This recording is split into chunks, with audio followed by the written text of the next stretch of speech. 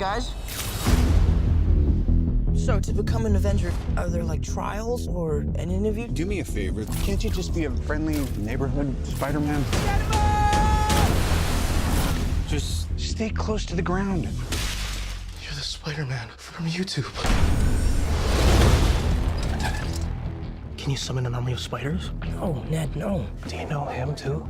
Stole his shield. Can I try the suit on? Badass.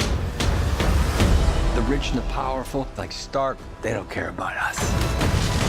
The world's changing, boys. Time we change too. These weapons are crazy dangerous. Listen, Peter, forget the flying monster guy. There are people who handle this sort of thing. The illegal weapons ferry was at 2:30. You missed it.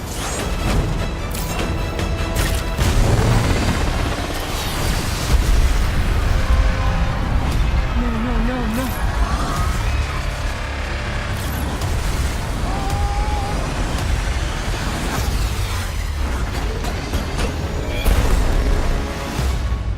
What if somebody had died? I was just trying to be like you. I wanted you to be better. I'm gonna need the suit back. But I'm nothing without this suit. If you're nothing without this suit, then you shouldn't have it. I screwed up. You need to stop carrying the weight of the world on your shoulders. I want you to understand. I'll do anything to protect my family. I know you know what I'm talking about. So don't mess with me. Because I will kill you and everybody you love. My friends are up there! The guy is still out there. I've just got to do this on my own.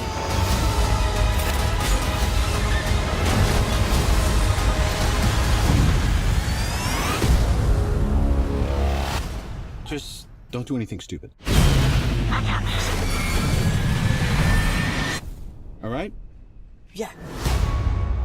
What's going on, guys? So we got a brand new Spider-Man trailer, and I have to admit, it looks pretty freaking awesome. It feels like Spider-Man, and it just seems like it's going to be a really great movie. We can talk about if it showed maybe a little too much at the end of this video, but let's go ahead and break down this trailer. It starts off with Peter Parker running to an alleyway to change into his new spider suit, and I have to say this is pretty cool that the spider suit is form-fitting by pressing the damn spider logo on his chest. That looks pretty badass because, you know, it just makes a lot more sense, and it looks like it's a lot easier to go ahead and change into. That's followed by Spider-Man doing very Spider-Man things like swinging around and being like, "What's up, guys?" and just being very Spider-Man. And I think this is why I'm going to like this film, and it may possibly be the best Spider-Man film that we've got, although I really do enjoy the Tobey Maguire ones because those are the ones I grew up on. But anyways, I think this might be the closest Peter Parker that we actually get to being, you know, the young one, the quirky one, and just all around badass and looking like Spider-Man Peter Parker. But let's go ahead and continue. We see the scene with Spider-Man and Tony talking in what I assume is a limousine because, you know, Stark is loaded. But they're talking and he's asking him the stuff we've seen before, asking him, you know, like, "Oh, so how do I join the Avengers? You know, are there trials and tribulations? What do I gotta do?" Tony's like, look, bro, I just need you to be the friendly neighborhood Spider-Man. And it makes you think, you know, it's like, Tony, how the hell did you just come up with that, Tony? You've been reading Spider-Man comics, bro? You go into other dimensions and getting Spider-Man comics or something like that? How do you just call him the friendly neighborhood Spider-Man? Spider-Man. But with that friendly neighborhood Spider-Man thing, it makes sense that you see freaking Spider-Man swinging through a neighborhood and doing a cannonball during a pool party. Now, I do want to mention one thing, because it always happens in every Spider-Man movie. Spider-Man just freaking shoots webs into the air and they just magically go off screen, and you assume they're attaching to something. Now, I do want to point out in this actual scene where he is going through the freaking neighborhood, you can actually see the webs attaching to telephone poles, to trees, to possibly roofs and stuff like that. But it makes a lot of sense. I'm like, all right, cool.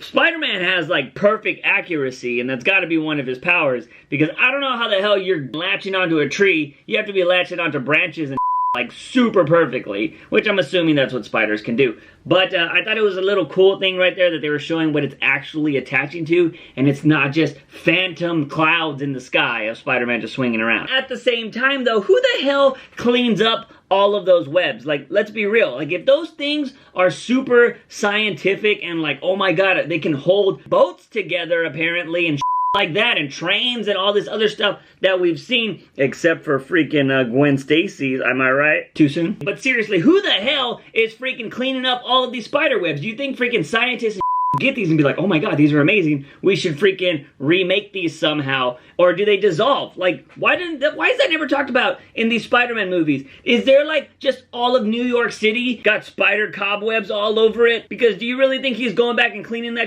up? No, he's just like Tarzan and shit, swinging on vines. But who's cleaning that shit?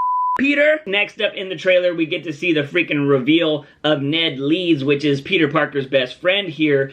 We get to see him like find out that he is the Spider-Man. And the one thing, if you guys didn't pay attention, in Parker's room, he's a pretty big Star Wars fan, because right here you see an AT-AT, in the corner right here you see an X-Wing fighter, and the thing Ned drops looks like to be a partially built Death Star. So, you know, freaking Disney getting the rights to Spider-Man again, or to use Spider-Man in their movies, it's just a nice little touch that they're promoting Star Wars, another one of their major franchises, you know, that Peter Parker loves him some Star Wars. Also, if you look very closely on the shelf in the background, it seems like he has some original Star Wars toys, and I can make out an R2-D2 and possibly a C-3PO, along with some other randoms. But I do think that Ned is going to be my favorite character in this movie. Of course, I'm gonna like freaking Tony, and I'm gonna like Peter and all them, but Ned, I think, is going to be that shining light. I don't know how you guys felt about Ant-Man, but I loved Michael Pena in Ant-Man. And it wasn't just because he looked like me. No, I just loved his freaking character in that movie, because comedy relief characters sometimes are the best characters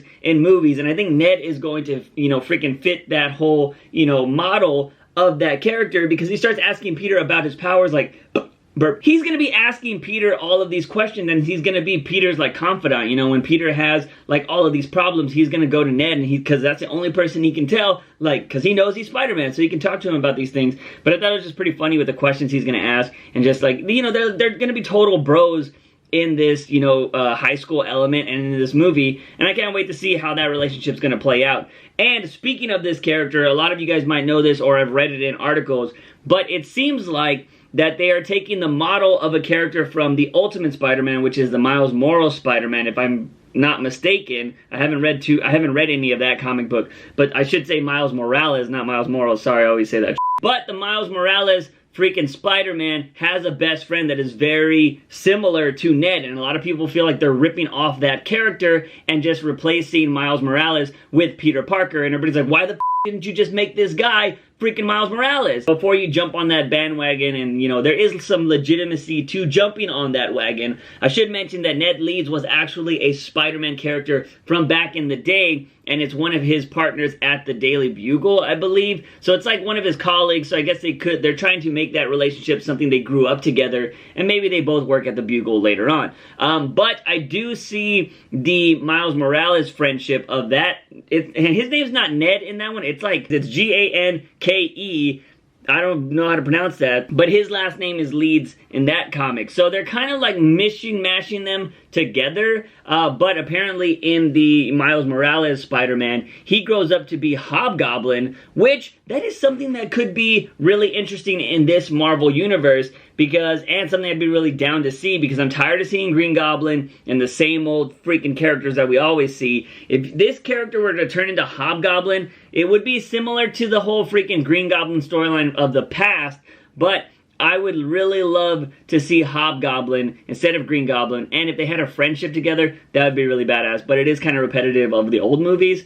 But still, Hobgoblin, I thought, was always better than Green Goblin. But, man, that's just my opinion. Also, side note, MCU, if you do go with the Miles Morales, how about we not make him black and actually make him Puerto Rican? What's up? He's mixed. Why do we always gotta go with the freaking default color? Staying with the whole Ned scenes as he's asking Peter all of these questions, we do get to see a little glimpse of Captain America in what seems to be one of those cheesy infomercials for high schoolers that they record way back in the day. And Cap's all like, you can prevent forest fires, or whatever he's saying. And then we get that little little cheeky, like, oh yeah, I stole his shield. Like, you know, something you would tell your bros in freaking high school. Be like, oh yeah, man, I totally got a kiss from that girl, or whatever. Just whatever. They're just boys being boys. One thing I found way interesting in that scene, though, is we see Zendaya's character, Michelle, also in the same classroom setting as them. It seems like it's like gym class. And she's reading a book called Human Bondage. Yo, Michelle, what are you into, girl? This girl is freaky deaky in high school. What are you doing, Disney? Also, in the comic books, Michelle is a love interest of Peter Parker at some point. Or they have like this on and off again type of relationship. Maybe she's just getting prepared to get all tangled up with Peter Parker. See what I did there? Because it's like a sex joke, bondage, you know, whatever. We see more of Ned trying on the suit, and he's like, badass. Which I think any of us would be like that if you found out your friend was a freaking superhero and he let you try on his suit. You'd be like, yeah, son. Then we finally get introduced to the Batman. Or I should say the freaking Vulture, because he's playing in a different universe. But we get introduced to Michael Keaton's character, freaking Vulture, and he's talking about, you know, how Tony Stark and the rich people of the world don't care about people like him. We also see Donald Glover's character, the Tinkerer, and of course later on in the episode we see Shocker, but the Tinkerer is just showing him a lot of the weapons that he's able to make. And what it seems like from what I've read from other articles or I've seen in other YouTube videos, it seems like the backstory for Vulture is going to be that he was part of like a cleanup crew or something like that, and he would steal things from all the major disasters that happened, I guess, in New York or around the world, and he would take a lot of this tech that was left over from all of the bad people or whatnot, and so that's how he's able to get all these crazy weapons, and the Tinkerer is able to make this kind of shit. That's what I've read or heard. That could be something different, but it makes a lot of sense. And this damage control thing that's saying breaking news, damage control for Tony Stark, it could be that Tony's going to start cleaning up after all the messes of the Avengers, kind of like how Batman does in the DC comics and all that kind of stuff. But it is very possible that that is a whole hatred towards Tony Stark from Vulture, is that like he's taking his livelihood now. That he's hiring the people to clean up everything, and Vulture's not going to be able to do all the shit he wants to do, or he's not going to be able to have a job anymore because he just got canceled out by Tony Stark's whole damage control. We see the montage of Vulture and everybody trying out their new toys and whatnot, and then it's Peter Parker talking to Tony again and be like, these guys have some crazy dangerous weapons, and Tony's all like, don't worry about anything, there's people that take care of it. You get a nice little shot of Avengers Tower, and then of course he's a freaking kid, so Peter's gonna go off and try to be the hero by himself anyways, and this is when the whole big freaking ferry scene happens, and shit gets split in half, because he's taking on, I'm assuming, Vulture's people, and Vulture shows up out of nowhere and blows the thing in half, and Peter starts freaking out, because he's like, no, no, no, no, no, and he's trying to save everybody on the ferry that's getting split literally in half, and that is when Iron Man shows up with a brand new suit and these freaking little rocket boosters that are able to push the boat together, and I'm assuming he's gonna be able to freaking, I don't know, melt the boat back together and get everybody back to shore, or it's just gonna hold it in place until they can get to the freaking pier or something like that. I don't know. He's gonna do something badass because, of course, he's freaking Tony Stark, and, you know, he's gonna save the day. After Tony Stark saves the day, this leads to the whole confrontation between Tony and Peter, and he's all like, I was just trying to be like you, and Tony is just being like, look, kid, you need to be better than me, and all that shit. Giving him kind of like a dad talk, and then he takes his suit away, just like a dad would, you know, taking away your toys and all of that shit. So Daddy Tony comes around and takes away freaking Parker's suit, and he's like, I'm nothing without this suit. And then you get that inspirational thing. If you think you're the suit, then you're not worthy of this suit, and all that kind of bullshit. So that's pretty cool. And then we get to see Parker go back to his old school uniform, which I actually like the old school uniform. I think it's pretty badass, and it's cool that we saw that little sneak peek in freaking Civil War, but it's going to be cool that we're actually going to get to see his old suit in action, which is, like I said, I'm a fan of like the DIY kind of looking suits at the start, and then they get upgraded over time. After the talk, we see a little montage of Peter saying how he screwed up, and then, you know, just him just being whatever, and freaking Aunt May is talking about how you need to stop putting the world on your shoulders and all that jazz. Does Aunt May know that he's freaking Spider-Man, or is he gonna be using it? Because it didn't seem that way in Civil War. He made it seem like, oh, I'm not Spider-Man, and he's just doing something else. But does she know now that he's Spider-Man? Who knows? Or he could just be lying about like, oh yeah, I got all this stuff going on at school, and she's just trying to give him a pep talk. I don't know. It's gonna be really interesting to see what happens there. Cut to Vulture telling Parker, I want you to understand that I'll do anything for my family kind of speech. And if you pay attention to this scene, Peter's already wearing his old costume. That means the whole fairy incident has already happened, and Vulture and Peter kind of know who each other are, and this could be right before the final battle. We get to see Shocker right here, which is one of my favorite Spider-Man villains, by the way, and he basically shocks Peter through a freaking bus, and it looks like they're gonna have a little fight here, and this is one of the things I was kind of worried about with this Spider-Man movie, because every time you get a bunch of villains, it's like, can they balance them very well? But this trailer seems like it's going to be a solid balance of villains, and it seems like Vulture is working with Shocker and Tinkerer, so they're a little group of bandits, so it's not going to be like 3 separate storylines going on. It's going to be all of, you know, just Spider-Man versus this group of villains, which I think will work out pretty well. Cut to Parker getting his ass kicked on the beach